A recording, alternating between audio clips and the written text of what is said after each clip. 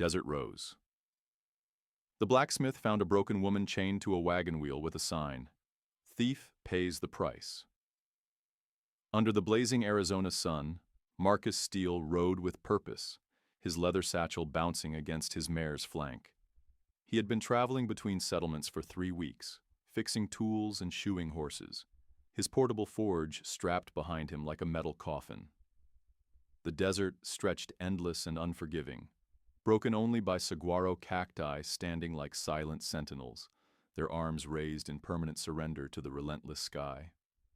Marcus preferred the solitude.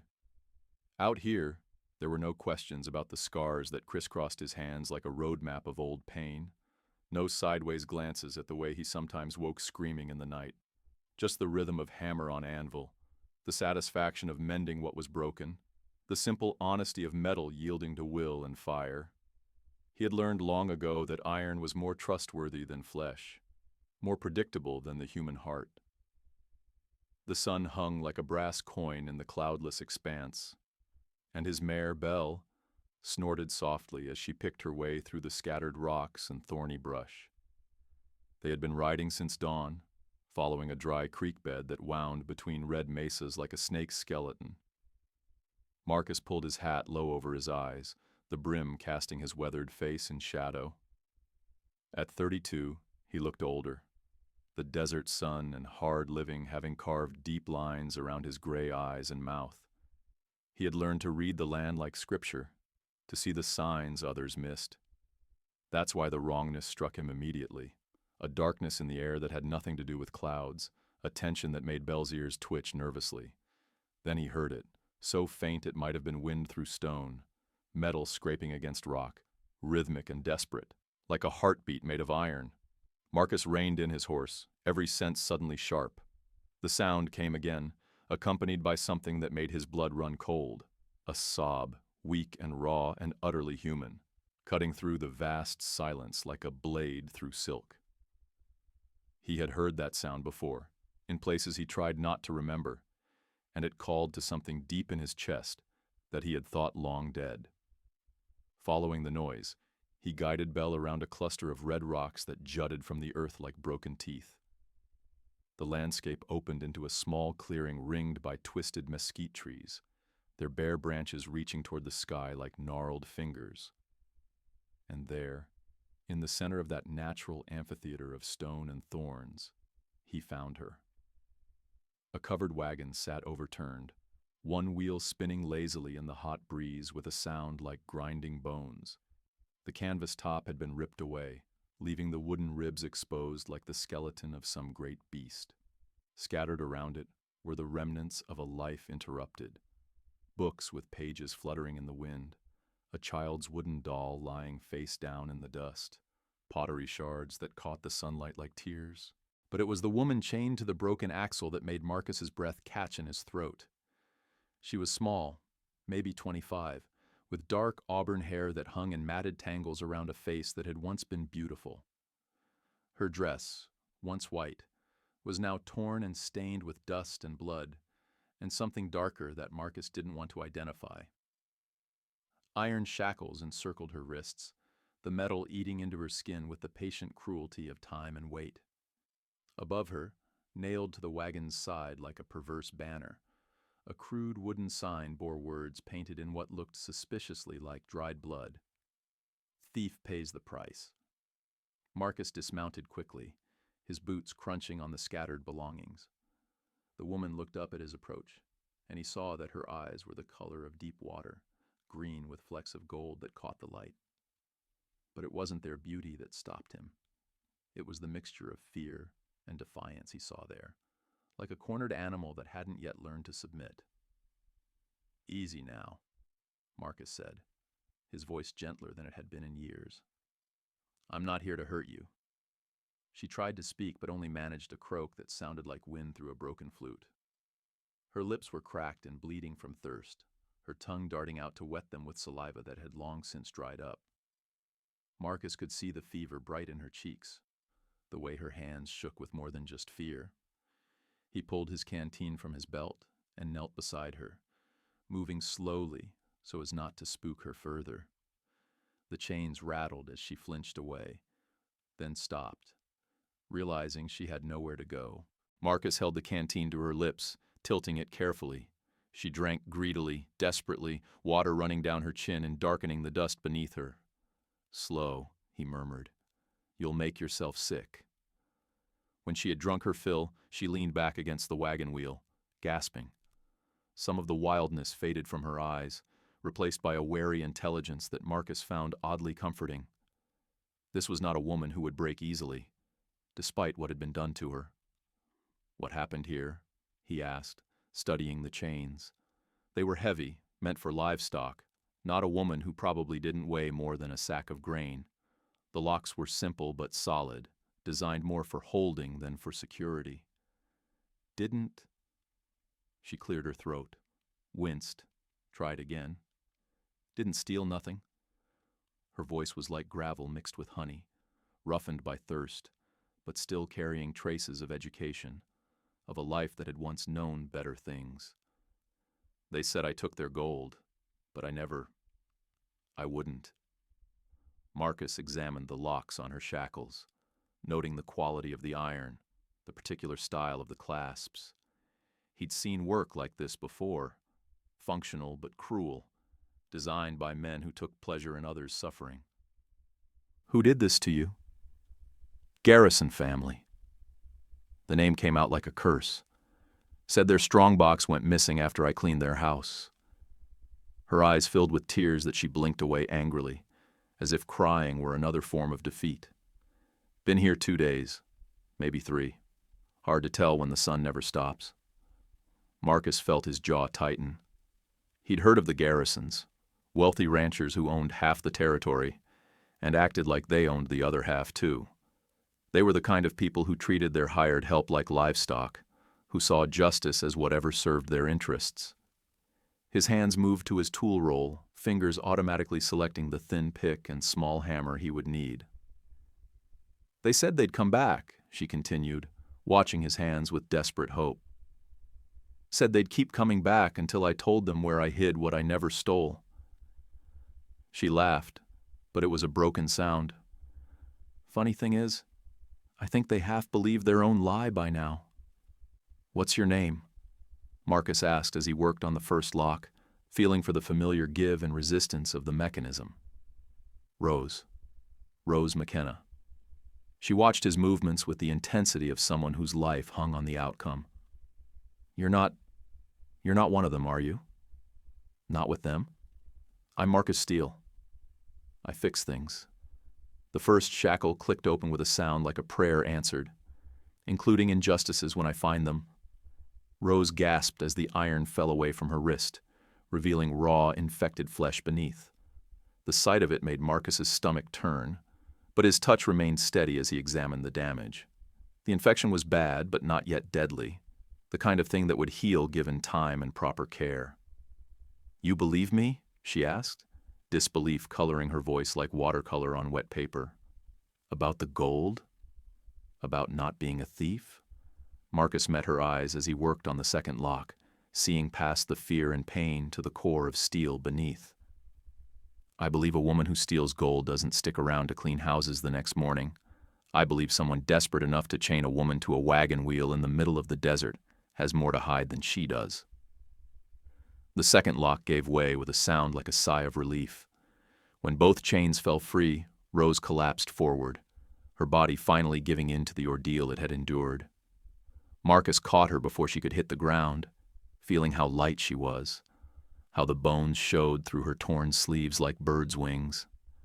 She was burning with fever, her skin hot and dry as the desert air. He lifted her carefully, surprised by how easily she fit in his arms, and carried her to a patch of shade beside a large boulder. The rock was still cool from the night, offering blessed relief from the relentless sun. He laid her down gently, then went to work with the methodical efficiency of someone who had tended wounds before. From his saddlebags came clean water, strips of cloth for bandages, a tin of salve he used for burns from the forge. He had learned field medicine the hard way, in places where doctors were scarce and death was patient. His hands moved with practiced certainty as he cleaned her wounds, applied the salve, wrapped her wrists in clean white linen. Rose watched him work, her initial wariness gradually giving way to something softer, more trusting. There was something in the way he touched her, careful, respectful, with no hint of the ownership she had learned to expect from men. His fingers were gentle despite their obvious strength, and when he accidentally hurt her, she saw genuine pain flash across his face. "Why are you helping me?" she asked as he finished with the bandages. Marcus paused in his work, considering the question. It was one he had been asking himself since the moment he heard her sob. "Because once, someone helped me when I needed it most," he said finally. "And because," he met her eyes, "because the strong aren't supposed to prey on the weak.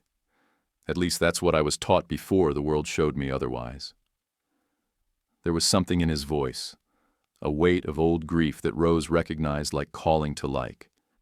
She reached out tentatively and touched his hand, feeling the scars that mapped his knuckles and palm. "What happened to you?" she asked softly.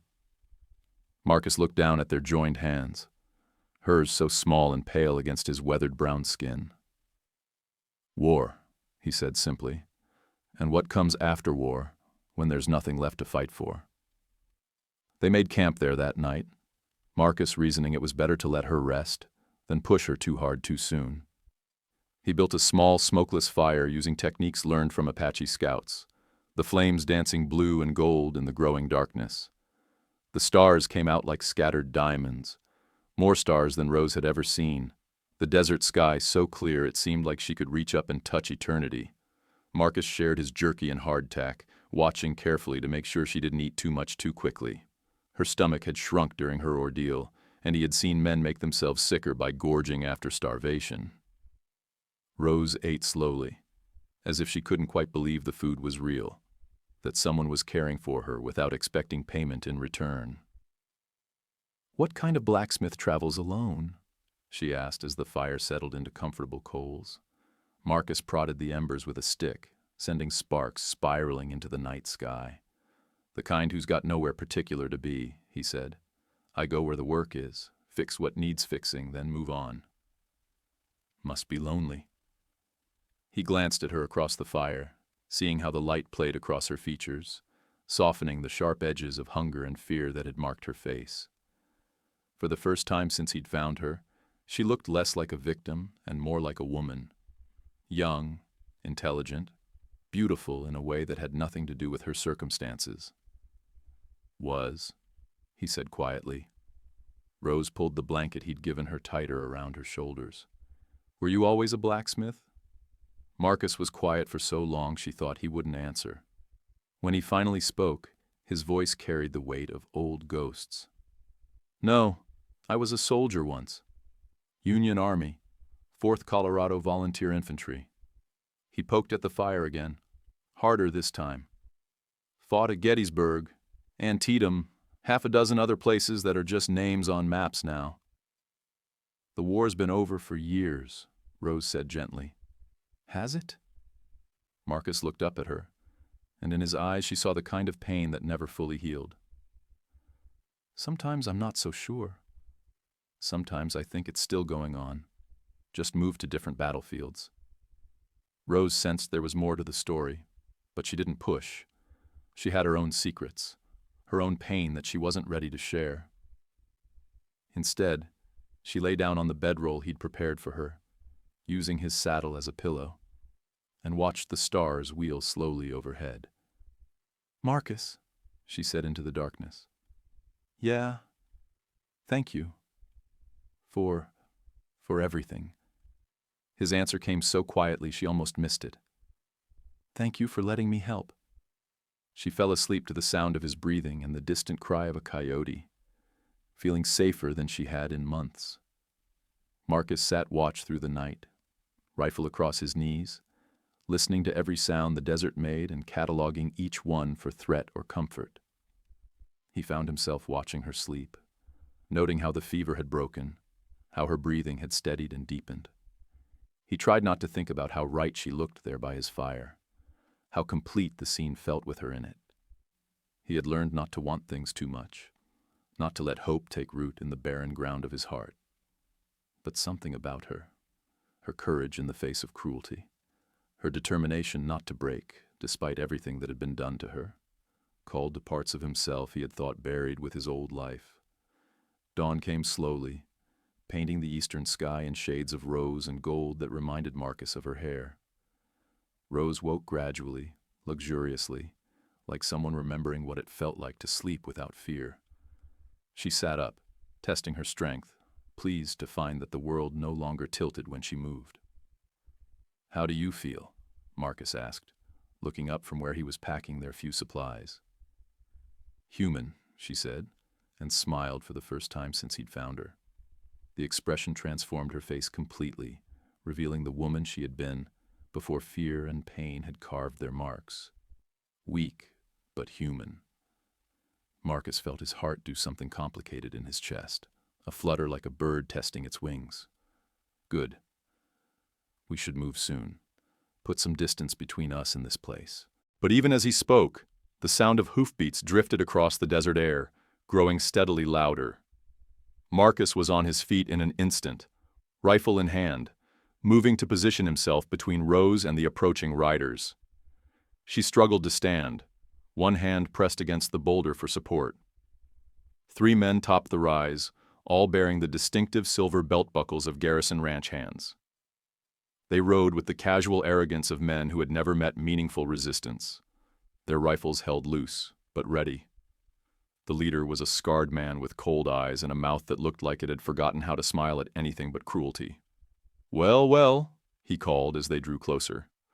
"Looks like someone's been meddling with our property." "Your property ran away," Marcus replied evenly, noting the positions of all 3 riders, calculating angles and distances with the automatic precision of an old soldier. "Seems like it might have had good reason." The scarred man's hand drifted toward his gun, a Colt .45 that looked well used and well maintained. "That girl's a thief, mister. Name's Hawkins, and I ride for Mr. Jonathan Garrison. We got every right to recover what she stole and bring her back to face justice." "Justice?" Marcus let a note of contempt creep into his voice. "That what you call chaining a woman to a wagon wheel in the middle of nowhere?" "Call it whatever you want," Hawkins said with a shrug. "Girl's coming back with us, one way or another." Marcus felt Rose's hand touch his back, a silent plea for protection that went straight to his core. "Funny thing about that," he said conversationally. "I searched through all her belongings, real careful-like. Didn't find any gold, didn't find anything valuable at all, just the kind of things a poor woman carries." "Course you didn't find it," one of the other riders piped up, a younger man with nervous eyes. "She hid it somewhere before we caught her." "Then why chain her up instead of making her tell you where?" Marcus asked reasonably. "Why leave her to die without getting your gold back?" The 3 riders exchanged glances, and Marcus saw uncertainty flicker across their faces. They hadn't expected questions, hadn't prepared for someone who might think past their simple story. "Look, mister," Hawkins said, his voice turning threatening. "I don't know who you are, but you're interfering with official business. Hand over the girl, and we'll let you ride on. Make trouble, and you'll end up buzzard bait." Marcus studied the 3 men, reading their posture, their weapons, their horses. The young one was nervous, probably more danger to himself than anyone else. The 3rd man, older and grizzled, looked competent, but not eager for a fight. It was Hawkins who worried him. There was something in the man's eyes that spoke of experience with violence, of someone who had killed before and would do so again without losing sleep. "I appreciate the offer," Marcus said mildly. "But I think I'll keep the ladies company a while longer." The tension stretched taut as a wire, the desert silence broken only by the soft snorting of horses and the whisper of wind through sage. Marcus could feel Rose trembling behind him, whether from fever or fear he couldn't tell. His finger found the trigger of his rifle, and he saw Hawkins' eyes narrow as the man recognized the subtle shift in his stance. "You sure about this, Blacksmith?" Hawkins asked, noting the forge and tools strapped to Marcus's horse. You sure she's worth dying for? Marcus thought about the woman behind him, about the courage it had taken to endure what she had endured without breaking, about the trust she had placed in him despite every reason to distrust. I'm sure. Hawkins's hand moved toward his gun, and Marcus saw the younger rider start to follow suit. Time seemed to slow, the way it had on battlefields long ago, every detail crystal clear and significant. He saw Hawkins' clear leather, saw the muzzle of the gun coming up, saw the older rider shouting something he couldn't hear over the thunder of his own heartbeat. Marcus's rifle spoke first, the report echoing off the canyon walls like the voice of God. Hawkins spun in his saddle, clutching his shoulder, his gun spinning away into the dust. The younger rider's shot went wild, and Marcus's second bullet took him in the chest, dropping him from his horse like a stone.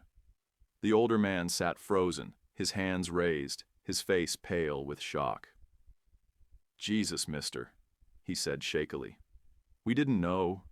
Mr. Garrison said she was just some thieving servant girl. You're mister. Garrison's a liar, Marcus said, not lowering his rifle. And if I see any of you on my trail again, I won't aim to wound. The old cowhand helped Hawkins onto his horse, both men bleeding but alive. As they rode away, Hawkins turned back, his face twisted with rage and pain. This ain't over, he shouted. You got no idea who you're messing with. Marcus watched them disappear over the ridge before turning to Rose. She was white-faced but steady, her hands clenched into fists at her sides. They'll be back, she said quietly, with more men. Marcus nodded, already mentally calculating distances and supplies. Then we better not be here when they arrive.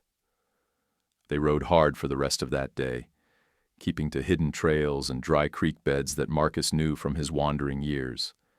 Rose proved to be a competent rider despite her weakness, sitting her horse with a kind of easy grace that spoke of childhood familiarity with animals. She didn't complain about the pace, didn't ask for rest stops, just held on and trusted him to lead them to safety. As they rode, Marcus found himself stealing glances at her, noting how the wind pulled at her hair, how she sat straighter in the saddle as strength returned to her body. There was something about her, a quality of resilience that he recognized and admired. She had been broken, but she was healing, and in her healing he saw a kind of hope he had forgotten existed. They made camp that evening in a hidden canyon Rose had never seen before, a narrow slash in the rock walls that opened into a perfect natural bowl. A spring bubbled up from the stone floor, creating a small pool surrounded by cottonwood trees that rustled in the evening breeze. It was like a secret garden hidden in the heart of the desert, beautiful and protected and utterly peaceful. How did you know about this place? Rose asked as they unsaddled their horses. Marcus shrugged, leading Belle to the water. You learn things, traveling alone. Places to hide, places to rest. Places where a man can think without being disturbed. Rose knelt by the pool, cupping the clear water in her hands and drinking deeply. It was the first truly clean water she had tasted in days, cold and sweet as wine. She splashed some on her face, washing away the dust and grime of the trail, and when she looked up, she found Marcus watching her with an expression she couldn't quite read. What? She asked, suddenly self-conscious. Nothing, he said quickly, turning away. Just, you look better. Healthier. That night, as they sat by another small fire, Rose finally told him her story. The words came slowly at first, then in a rush, as if a dam had burst inside her. I was married once, she began, staring into the flames. To a good man, a farmer named Daniel McKenna. We had a little place up in Colorado Territory, grew enough wheat and corn to get by, raised a few head of cattle. Her voice grew soft with memory. Daniel was everything a woman could want. Kind, hard-working, honest to a fault. He never raised his voice to me, never lifted his hand, never looked at another woman. I thought we'd grow old together on that farm, raise children, die peaceful in our bed. Marcus listened without interruption, hearing the love and loss in her voice. Then the drought came, Rose continued. 3 years of it, the worst anyone could remember. The creek dried up, the crops failed, the cattle died or wandered off looking for water. We used up our savings the first year, sold everything we could spare the second. By the third year, we were eating nothing but beans and hardtack, wearing clothes patched so many times they were more patched than original cloth. She paused, wiping her eyes with the back of her hand. Daniel, he couldn't stand to see me go without. He borrowed money from the Garrisons to keep us going, put up the farm as collateral, said it was just temporary, just until the rains came back. She laughed bitterly. The rains never came back. Not in time. Marcus felt his chest tighten with sympathetic pain. He had seen what desperation could do to good men, had watched strong people break under the weight of circumstances beyond their control. When Daniel couldn't pay back the loan, Rose went on, they took the farm. Everything we'd built, everything we'd worked for, just gone. Papers signed, locks changed, and us standing in the road with nothing but the clothes on our backs and a broken-down wagon. What happened to Daniel? Marcus asked, though he thought he could guess from the pain in her voice. Rose was quiet for a long time, staring into the fire as if she could see her past in the flames. He couldn't live with it, she said finally. The shame, the feeling that he'd failed me. One night, about a week after we lost the farm, he took his rifle out to the barn and... She couldn't finish the sentence. I'm sorry, Marcus said softly, and meant it. He had seen too much death, too much unnecessary loss, and each new tragedy felt like a weight added to his soul. Rose wiped her tears with the back of her hand, straightening her shoulders with visible effort. After that, I had nothing. No money, no family, nowhere to go. The Garrisons offered me work cleaning their big house, said it was charity, Christian kindness. Her voice turned bitter, but I knew better. They liked having me around, Daniel McKenna's widow scrubbing their floors and emptying their chamber pots. It reminded them of what they'd taken, made them feel powerful. And the gold? Marcus asked. Never existed, Rose said firmly. Old man Garrison's been losing money gambling in Denver, spending too much on fancy clothes and French wine for his wife. Instead of admitting his mistakes to his sons, he decided it would be easier to blame the help. Probably figured no one would miss one poor widow, especially one with no family to ask questions. Marcus felt anger building in his chest, the old familiar heat that had gotten him into trouble more than once. Men like the Garrisons thought they could do anything to people they saw as beneath them, thought money and influence made them untouchable. He had spent years learning to control that anger, to channel it into useful things like hammer blows and horseshoe bends. But sitting here listening to Rose's story, he felt it threatening to break free. They'd have let me die out there, Rose continued, just to avoid admitting that Jonathan Garrison isn't the business genius he pretends to be. Marcus reached across the fire and took her hand, feeling the delicate bones beneath her skin, the calluses that spoke of hard work and harder times. They'll have to go through me first. Rose looked up at him, seeing something in his eyes that made her breath catch. It wasn't just anger on her behalf, though there was plenty of that. It was something deeper, more personal, like a man who had finally found something worth protecting. Why? She asked quietly. Why risk your life for someone you barely know? Marcus was quiet for a moment, studying her face in the firelight.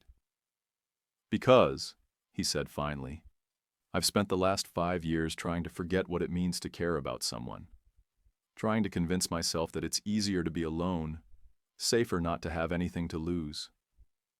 He squeezed her hand gently.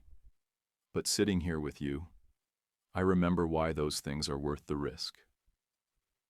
Their eyes met across the fire, and Rose felt something shift inside her chest, like a door opening after being closed for too long. This man who had risked everything to save a stranger, who asked nothing in return but her trust. He was offering her something she had thought lost forever. Marcus, she whispered. He came around the fire then, moving slowly so as not to startle her, and knelt beside her on the soft grass. His hands cupped her face gently, thumbs brushing away the tears she hadn't realized were falling. "I know it's crazy," he said. "I know we've barely known each other a week, and I know you've got every reason not to trust any man right now. But Rose, I think I'm falling in love with you." Rose searched his face, seeing honesty there, and vulnerability that cost him dearly to show. This was not a man who gave his heart easily or lightly, and the knowledge that he was offering it to her made her feel dizzy with possibility. "It is crazy," she agreed, "but maybe crazy is what I need right now."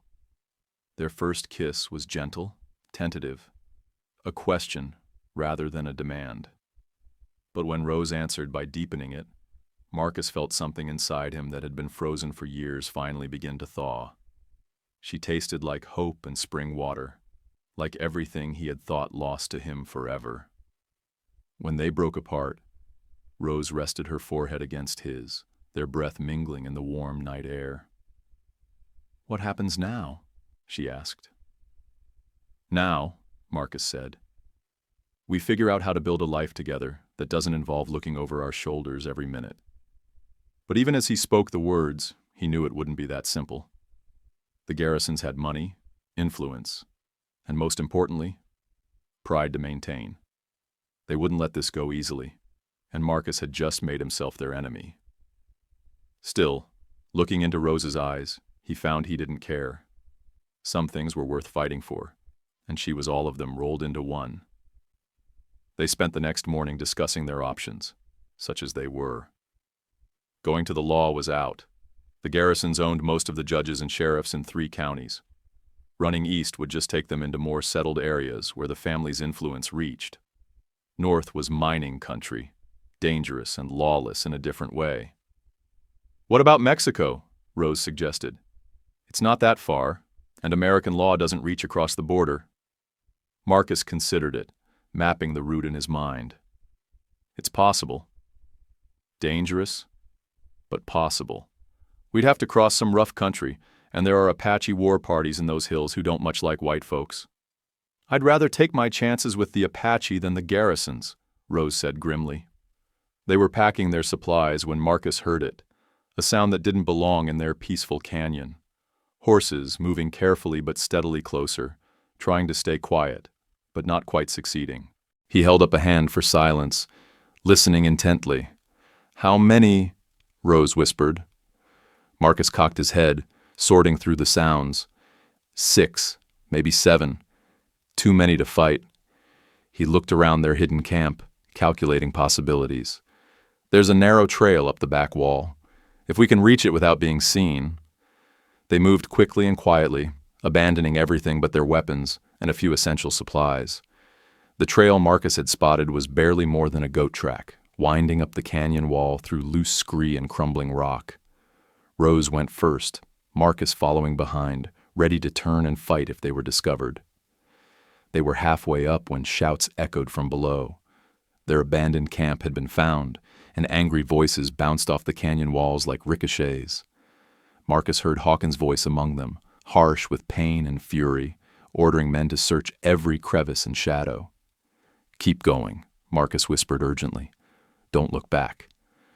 The trail was treacherous, barely wide enough for one person at a time, with a sheer drop to one side and loose rock that threatened to give way with every step.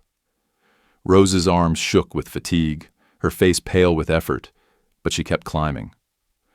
Marcus could hear men spreading out below, searching methodically, getting closer to the base of their trail. They reached the top just as the first rider spotted them. A shot rang out, the bullet chipping stone inches from Marcus's head. He turned and fired back, more to discourage pursuit than to hit anything, then grabbed Rose's hand and ran. The mesa top was a maze of stone formations and wind-carved arches, offering both cover and confusion. Marcus led Rose through it at a dangerous pace, trusting to luck and desperation to keep them ahead of their pursuers. Behind them, men and horses struggled up the narrow trail, cursing the difficulty and the delay.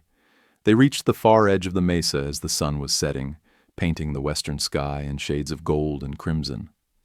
Below them stretched miles of desert, broken here and there by isolated mesas and the green lines of seasonal streams.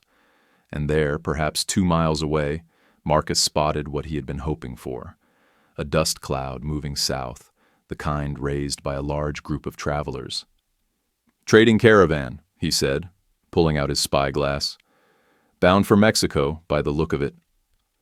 Rose shaded her eyes against the setting sun. "Can we reach them?" Marcus studied the terrain, calculating angles and distances. The caravan was moving slowly but steadily, and their pursuers were still struggling with the mesa trail. If they moved fast, if they got lucky. "We can try." They made their way down the far side of the mesa as darkness fell, using the treacherous descent to put distance between themselves and the garrison men. It was dangerous work, feeling their way by starlight and instinct, but Marcus had learned to move quietly in the dark during his army days. Rose proved surprisingly adept at it as well, her small size and natural grace serving her well on the narrow ledges and loose slopes. By midnight they reached the desert floor, and Marcus allowed himself a small moment of hope. The caravan was closer now, less than a mile away, and he could see the glow of their campfires against the night sky.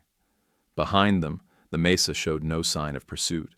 Their enemies were probably waiting for daylight rather than risk the descent in darkness. They walked through the night, leading their horses to avoid the sound of hoofbeats, keeping the caravan's fires in sight, like a beacon of salvation. As dawn approached, they could make out details. A dozen wagons arranged in a defensive circle, perhaps 30 men and a few women, the kind of trading party that carried manufactured goods south and brought back silver, leather, and exotic crafts. Marcus hailed the camp from a respectful distance, hands visible and empty, letting them see he posed no immediate threat. A man emerged from the circle of wagons, tall, weather-beaten, with the kind of beard that spoke of months on the trail. He carried a rifle but held it casually, more habit than hostility. "Morning, strangers," the man called. "You folks look like you've seen some hard traveling." "That we have," Marcus replied. "I'm Marcus Steele, and this is my wife, Rose. We're hoping you might be bound for Mexico." The trader looked them over carefully, taking in their trail-worn clothes, the way they stood close together, the wariness in their eyes that spoke of people running from something. "Might be. Depends on why you're asking and what you can pay." Marcus pulled out his leather pouch, heavy with coins earned from months of smithing work. "We can pay our way. We're looking for a fresh start, somewhere south of the border." The trader, who introduced himself as Samuel Cortez, studied the money and seemed to come to a decision. "Well, we can always use more paying customers. And you look like you know which end of a rifle to point at trouble." He gestured toward the wagons. "Welcome aboard, Mr. and Mrs. Steele." It wasn't until they were seated by the caravan's central fire, sharing coffee and hardtack with the other travelers, that Rose realized what Marcus had called her. Mrs. Steele, his wife. She looked at him questioningly, and he gave her a small, almost shy smile. "Seemed like the safest story," he said quietly.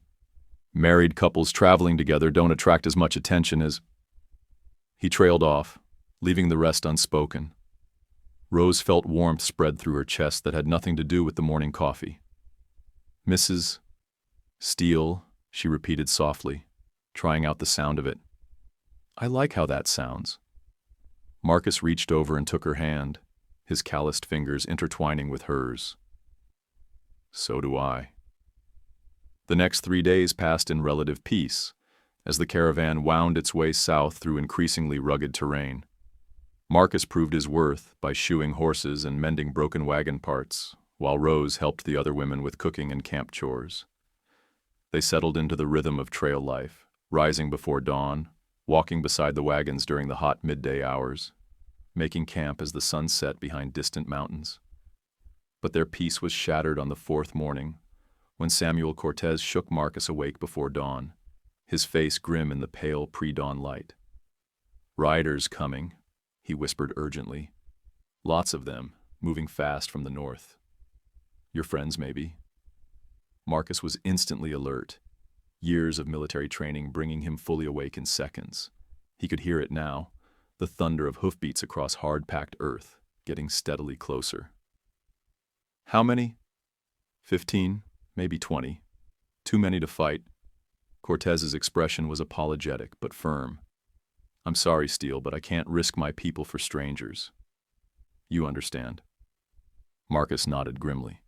He did understand, and he couldn't blame the traitor for putting his own people first. Give us 10 minutes head start, then tell them whatever you want. Rose was already awake, already dressing, her movements quick and efficient. She had learned to sleep lightly during their days on the run, to wake at the first sign of danger. Marcus gathered their few possessions while she rolled their bedding, both of them working in the kind of synchronized silence that comes from shared purpose. They slipped away from the caravan as the eastern sky began to lighten, leading their horses on foot until they were well clear of the camp. Behind them, they could hear the approaching riders growing closer, voices shouting orders across the desert air. There, Rose pointed to a cluster of red rock formations rising from the desert floor like ancient monuments. We can hide in those rocks, wait for them to pass. But even as they urged their tired horses toward the shelter of the stones, Marcus knew they were running out of options. The garrison men had been persistent, organized, well supplied. Sooner or later they would corner their prey, and when they did, Marcus doubted they would be interested in taking prisoners. The rocks offered some concealment, but not much. Marcus found a narrow crevice between two boulders where they could shelter with their horses. But it was a temporary solution at best. If their pursuers decided to search thoroughly, they would be found. They didn't have to wait long. Within an hour, the sound of hoofbeats announced the arrival of their hunters. Marcus peered through a gap in the rocks and counted 20 men, all armed, all bearing the silver buckles of garrison riders. Hawkins was there, his arm in a sling but his face set with grim determination. The riders surrounded the caravan, and Marcus watched as Hawkins dismounted and strode into the circle of wagons. Even at this distance, he could hear the man's harsh voice demanding information, threatening consequences if they were lied to. Cortez emerged from his wagon, hands visible but not raised, the posture of a man who had dealt with trouble before. Marcus couldn't hear the words, but he could read the body language, the traitor pointing in various directions, shrugging, clearly indicating that he had no useful information to share. For a moment, Marcus dared to hope. Then one of the garrison men pointed directly toward their hiding place, and he knew they had been spotted after all. Time to go, he said grimly, helping Rose onto her horse. They rode hard across open ground, no longer trying to hide their trail, focused only on speed and distance. Behind them, shouts erupted from the caravan camp as their pursuers realized their quarry was escaping. Within minutes, the thunder of pursuit echoed across the desert. The chase lasted most of the morning, a deadly game of cat and mouse across increasingly rough terrain. Marcus led Rose through a maze of canyons and washes, using every trick he had learned in 5 years of frontier life. But their horses were tired, while their pursuers had fresh mounts, and slowly but surely, the gap between them narrowed. It was Rose who spotted their salvation, a narrow gap between two cliff faces, barely wide enough for a horse and rider. "There!" she called, pointing. "If we can get through, maybe they won't be able to follow." Marcus saw what she meant immediately. The passage looked like it might connect to the network of canyons beyond, offering multiple escape routes. But it was narrow, treacherous, and if they got trapped inside, it's worth the risk, he decided, spurring his horse toward the gap. They plunged into the narrow defile, rock walls rising on either side like the walls of a tomb. Their horses' hooves echoed loudly in the confined space, and Marcus prayed that the passage would open up ahead, that they wouldn't find themselves trapped in a dead end with 20 armed men at their backs. The gap seemed to go on forever, winding deeper into the heart of the mesa, growing narrower in some places, wider in others. Just when Marcus was beginning to fear they had made a fatal mistake, the passage opened into a hidden valley. a secret garden carved from the desert stone. It was like something from a dream, a circular bowl, perhaps half a mile across, with high walls on all sides, and a spring-fed stream running down the center. Cottonwood trees provided shade, and grass grew thick and green along the water's edge. It was a perfect sanctuary, beautiful and defensible and utterly isolated from the outside world. "My God," Rose breathed, staring around in wonder. "How is this possible?" Marcus was studying the valley with a more tactical eye, noting the single entrance they had used, the high walls that would be impossible to climb, the clear water and abundant grass that could sustain them indefinitely. "Apache hunting camp," he said finally. "Has to be.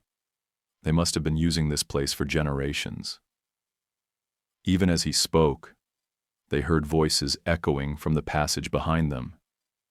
Their pursuers had found the entrance and were following their trail. Marcus and Rose rode quickly to the far end of the valley, where a grove of cottonwoods offered concealment. They dismounted and took cover behind the largest tree, weapons ready. The garrison men emerged from the passage cautiously, clearly awed by the hidden valley but also wary of potential ambush. Hawkins was in the lead, his good hand resting on his gun butt, his eyes scanning the peaceful scene for signs of his quarry. "Spread out," he ordered. "Check every tree, every rock.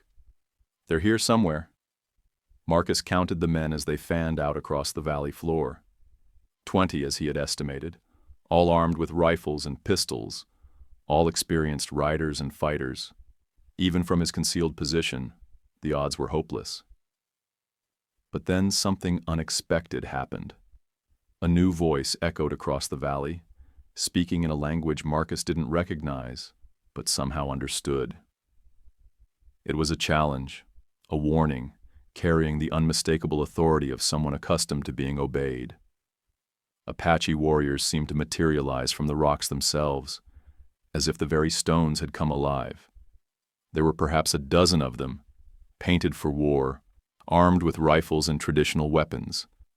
They had been watching, waiting, and now they stepped forward to defend their sacred place. The leader was a man of perhaps 40, tall and lean, with the kind of presence that commanded attention without effort. He spoke again, this time in accented but clear English.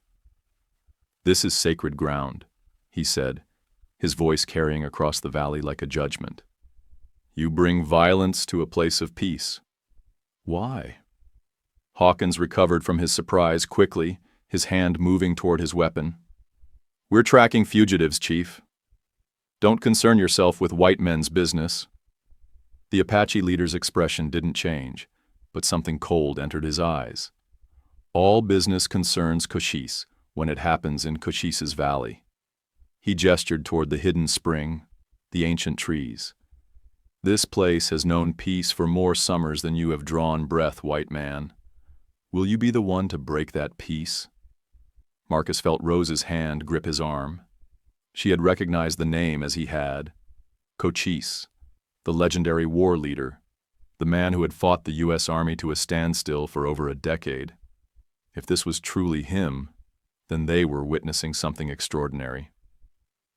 "We don't want trouble with you, Chief," Hawkins said, though his voice carried less confidence than before. "Just give us the man and woman we're chasing and we'll be gone." Cochise tilted his head slightly, as if considering the request. "What crime have they committed?" "Theft," Hawkins replied promptly. "The woman stole gold from her employer." "And you know this how?" Hawkins hesitated, clearly uncomfortable with the direct questioning. "Her employer, Mr. Garrison said—" "Ah." Cochise nodded as if understanding something important. "The man who claims ownership of land that belongs to the sky, who builds walls across paths that have been traveled since the world was young." His voice carried a note of contempt that made even Marcus shiver. That man's word carries little weight in this place. The tension in the valley ratcheted higher. Some of the garrison men were fingering their weapons nervously, clearly recognizing that the situation had shifted beyond their control. Others were looking around at the Apache warriors with the kind of fear that comes from hearing too many campfire stories about savage raids and brutal deaths. "Chief," Hawkins tried again. "With all due respect, this is a matter for American law." "There is no American law in this valley," Cochise interrupted, his voice like winter wind through bare branches.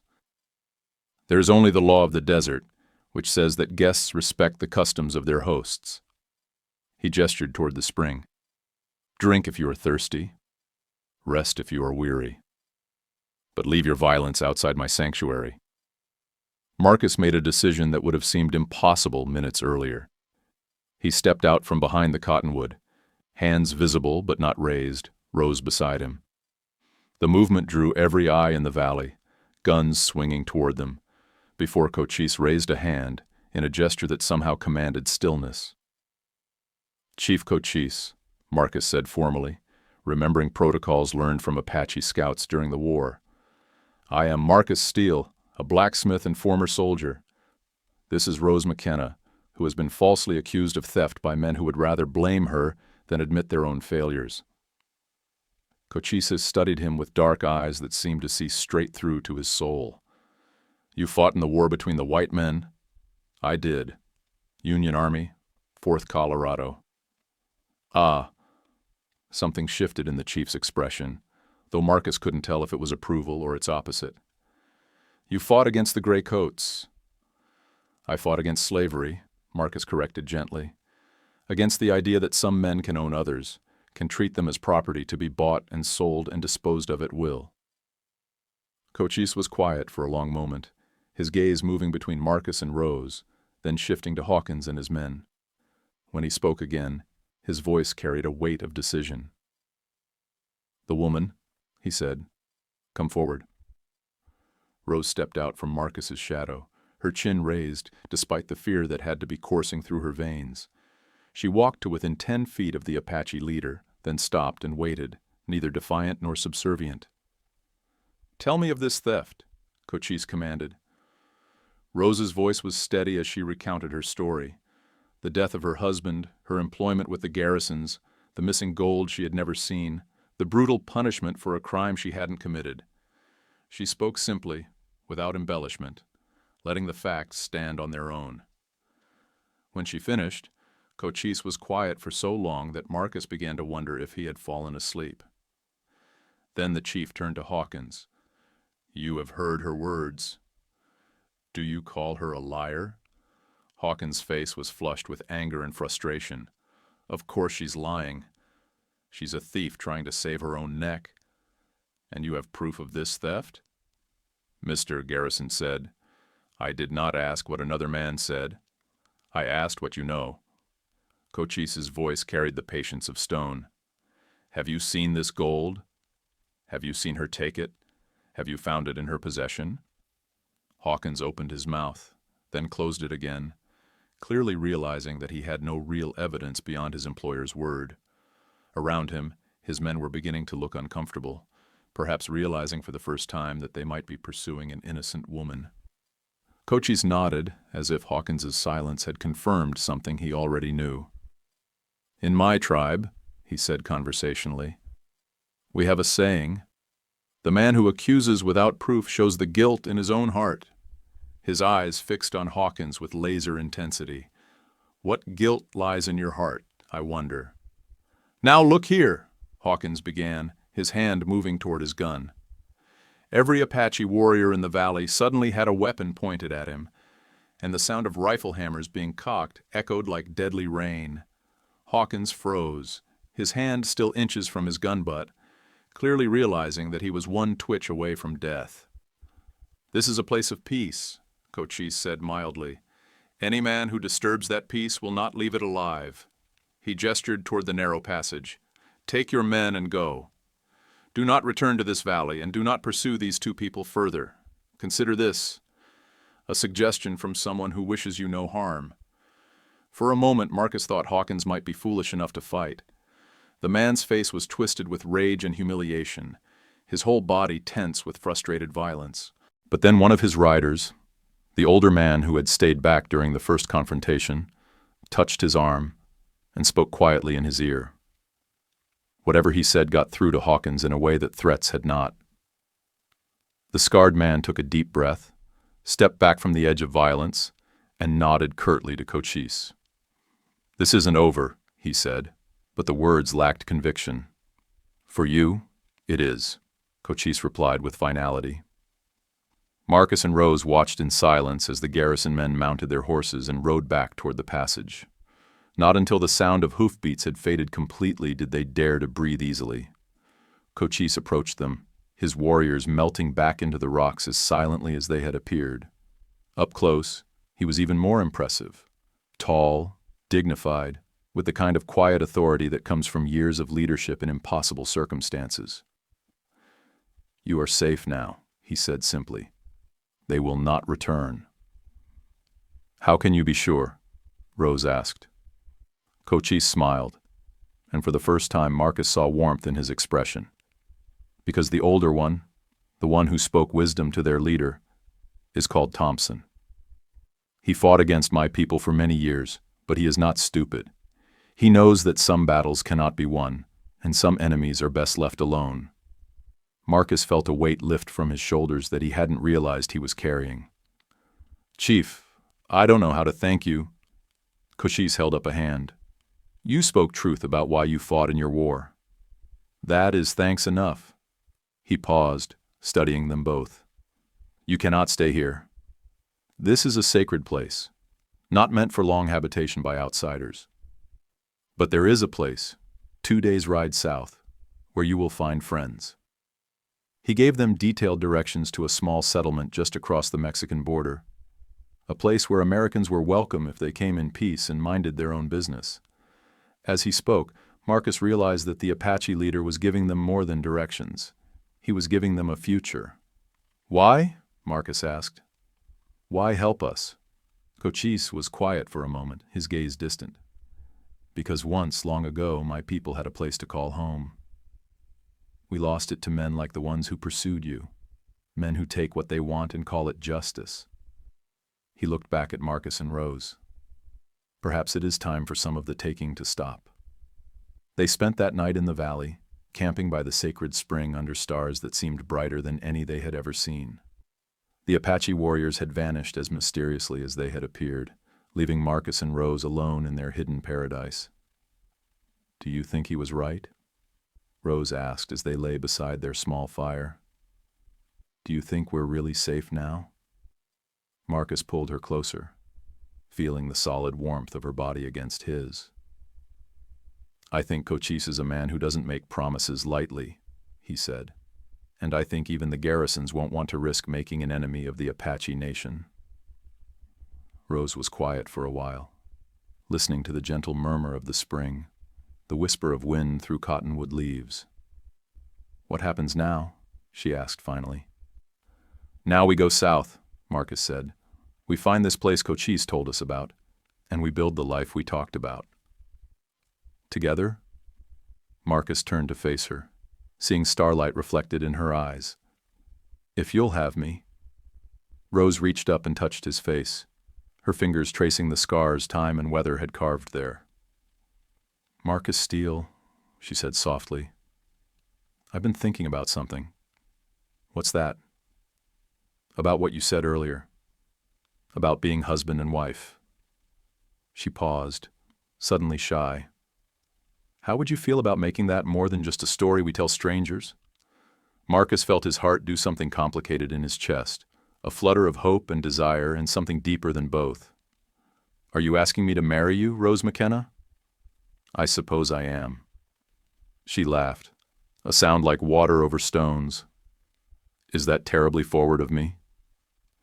"It's perfect," he said, and kissed her with all the tenderness and passion he had been holding back. "It's absolutely perfect." They were married the next morning by the sacred spring, with only the ancient cottonwoods as witnesses and the desert wind as their wedding song. Marcus had worked most of the night at his portable forge, crafting 2 simple gold bands from a nugget he had carried for years, waiting for the right moment to turn it into something meaningful. The rings were rough, imperfect, made by firelight and shaped by love rather than skilled craftsmanship. But when they slipped them onto each other's fingers and spoke their vows in the growing light of dawn, they felt more precious than any jewelry a king might wear. "I, Marcus Steele, take you, Rose McKenna, to be my wife," Marcus said, his voice rough with emotion. "I promise to protect you, to provide for you, to love you for as long as breath fills my lungs and blood flows in my veins." "I, Rose McKenna, take you, Marcus Steele, to be my husband," Rose replied, tears streaming down her cheeks. "I promise to stand beside you, to share your burdens and your joys, to love you through whatever trials may come." They kissed then, sealing their union with the desert sunrise painting the sky in shades of gold and rose. It was not a wedding with churches and ceremonies and witnesses in fine clothes, but it was theirs, and that made it perfect.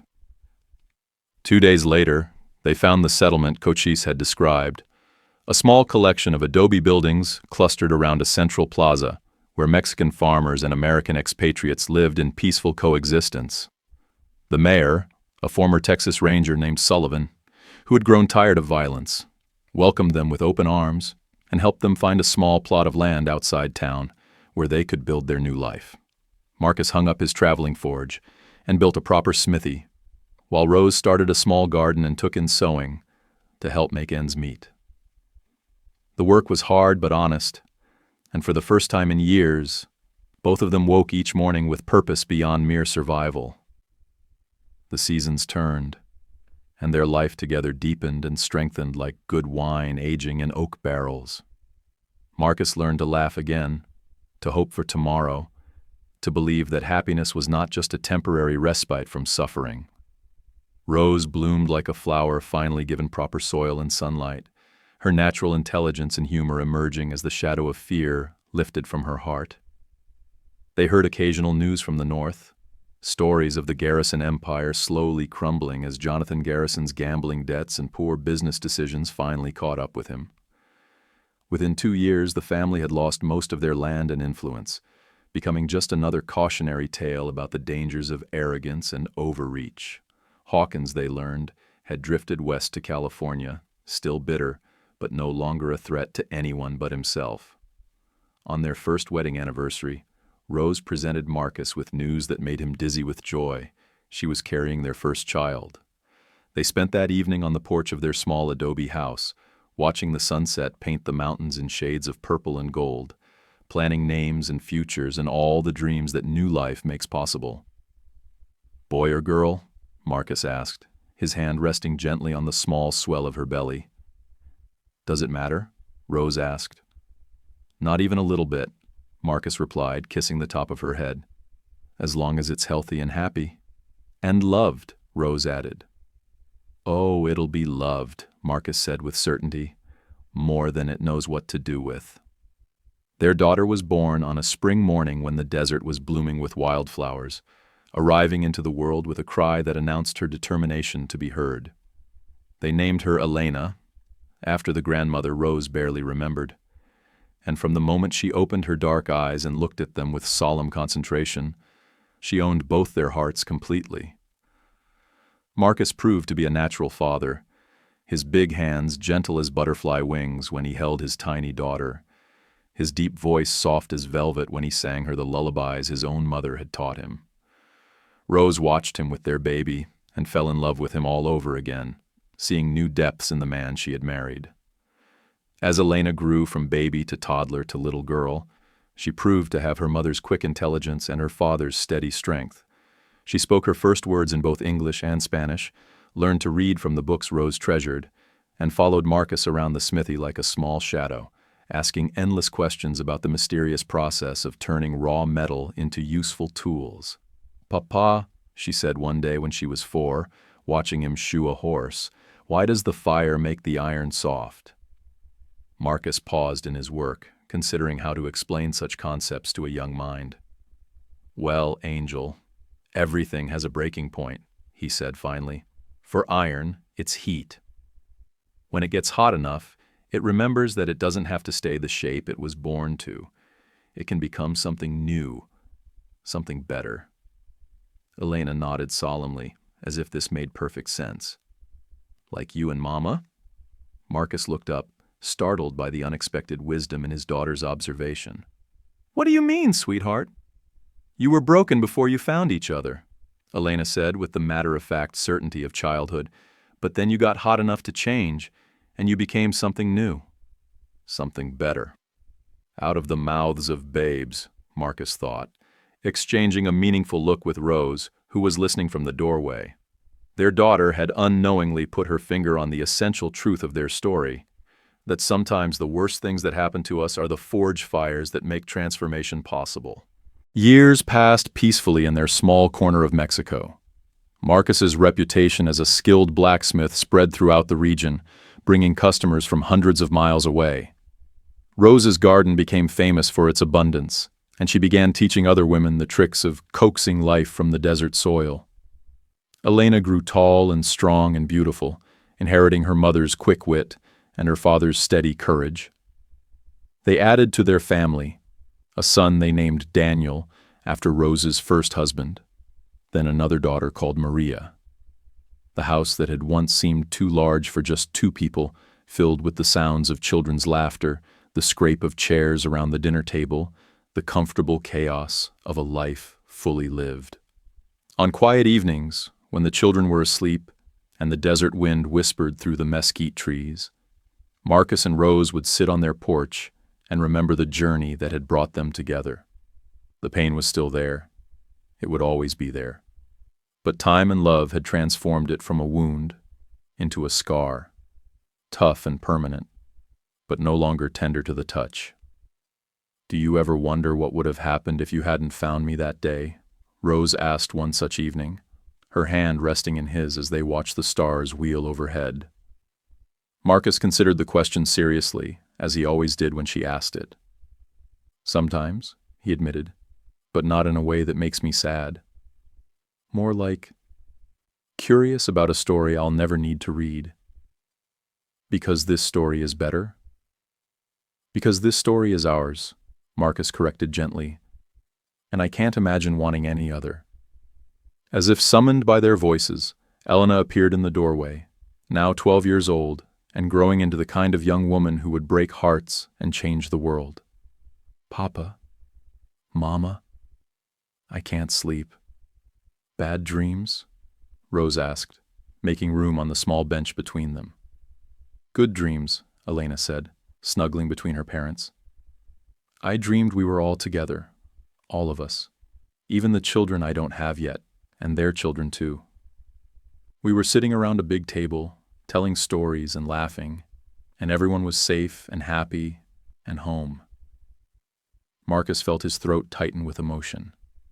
This child of his, this miracle born from love that had seemed impossible, was already dreaming of the future generations that would carry their story forward. "That sounds like a wonderful dream, Angel. Do you think it will come true?" Elena asked. Rose and Marcus exchanged a look over their daughter's head, seeing their own hopes and dreams reflected back at them. "I think," Rose said carefully, "that the best dreams usually do, if we work hard enough to make them real." Elena nodded, satisfied with this answer, and together the three of them sat in comfortable silence, watching the desert night unfold around them. In the distance, a coyote called to its mate, and somewhere in the darkness, another answered. The sound was wild and free and full of longing, but it no longer seemed lonely to Marcus's ears. It sounded like a love song, like a promise, like all the words that couldn't be spoken but could still be understood. 25 years after that first meeting in the desert, Marcus Steele was a grandfather, his hair silver but his hands still strong, his back still straight, despite the years of bending over forge and anvil. Rose was a grandmother, her beauty deepened rather than diminished by time, her garden now tended by 3 generations of Steele women. Their children had grown and married and begun families of their own. Elena had become a teacher, following her mother's gift for nurturing growth. Daniel was a doctor, drawn to healing like his father had been drawn to mending. Maria had surprised them all by becoming a traveling merchant, inheriting the wanderlust that had once driven Marcus across the frontier. On the evening of their 25th wedding anniversary, the entire family gathered in the courtyard behind the old adobe house. 3 generations sat around tables made from wood Marcus had crafted, and metal he had forged, eating food grown in Rose's garden, sharing stories that had been polished smooth by countless retellings. As the sun set and the first stars appeared, Marcus stood and raised his glass of wine, made from grapes that grew on vines Rose had planted their first spring together. "To my wife," he said, his voice carrying across the courtyard to where Rose sat surrounded by children and grandchildren. "Who taught me that broken things can be made whole, that love is worth any risk, and that the best journeys begin when you stop running away and start running towards something worth fighting for?" Rose stood and raised her own glass, her eyes bright with tears and starlight.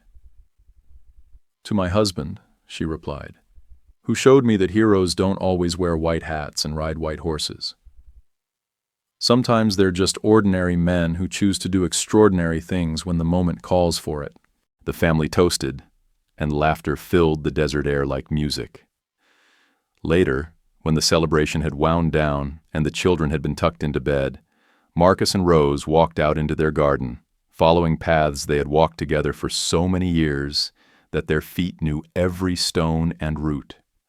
The desert rose bushes that Rose had planted their first year were in full bloom, their delicate pink flowers glowing like small moons in the starlight. She had chosen them deliberately, she had told him once, flowers that could find beauty and purpose in the harshest conditions, that bloomed not despite the desert, but because of it. "Any regrets?" Marcus asked, pulling her close as they stood among the roses. Rose leaned back against his chest, feeling the steady rhythm of his heartbeat, the warmth of his arms around her. Around them, the desert night was alive with small sounds, the rustle of wind through leaves, the distant call of night birds, the whisper of sand shifting in the eternal dance of time and weather. "Just one," she said finally. Marcus tensed slightly, afraid of what she might say. "I regret that it took so much pain to bring us together," Rose continued. "I regret that we couldn't have found each other sooner, easier, with less cost and suffering for both of us." Marcus relaxed, understanding now what she meant. "But if we had met sooner, easier, would we have recognized what we had? Would we have been ready for each other?" Rose considered this, tilting her head back to look at the stars scattered across the vast desert sky like scattered diamonds on black velvet.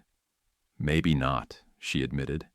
"Maybe we needed to be broken first, to understand the value of being whole." "Maybe," Marcus agreed, "we needed to know what it felt like to be lost before we could appreciate being found." They stood there in comfortable silence, two people who had traveled far from where they started, who had found in each other not just love, but redemption, not just companionship, but purpose. The desert stretched around them, vast and beautiful and unforgiving, but it no longer seemed like an enemy. It was home now, the place where they had learned that love could bloom anywhere, could survive anything, could transform even the most barren landscape into something rich with possibility. In the distance, a coyote called to its mate, and this time, Marcus and Rose smiled at the sound. It no longer spoke to them of loneliness, but of connection, of wild hearts finding each other across impossible distances, of love songs that echoed through the darkness until they were answered. The desert rose bloomed on, beautiful and impossible, a testament to the truth that the strongest things grow not in perfect conditions, but in the places where survival itself is a daily choice. And in their small adobe house, surrounded by children and grandchildren and the laughter of generations yet to come, Marcus and Rose Steele had created something just as beautiful and just as impossible, a love that had not just survived the desert, but had been made perfect by it. As they walked back toward their house, where golden light spilled from the windows and the sound of family filled the night air, Rose looked up at her husband with eyes still as green and gold as the day he had first seen them. "Do you know what I love most about our story?" she asked. "What's that?" "It didn't end when we got married. It didn't end when we found safety or happiness or peace. She gestured toward the house where their daughter was helping their oldest grandson with his letters, while their son played guitar for the younger children. It just kept growing, kept becoming more than we ever imagined possible. Marcus followed her gaze, seeing not just the present moment, but all the future moments that would unfold from it. Weddings and births and graduations and anniversaries, the endless cycle of love creating more love, hope building on hope, until their simple story became a legacy that would outlive both of them.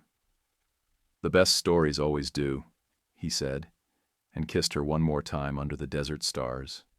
"If this tale of love forged in adversity has touched your soul, if you believe that the most beautiful flowers bloom in the harshest soil, then you've discovered where you belong." Subscribe to Desert Hearts Chronicles for more stories of impossible love, unexpected courage, and the truth that broken people can become each other's salvation. From windswept plains to whispered promises, every story is a reminder that love isn't just about finding the right person, it's about becoming the right person for them. Where legends are born and hearts find their home.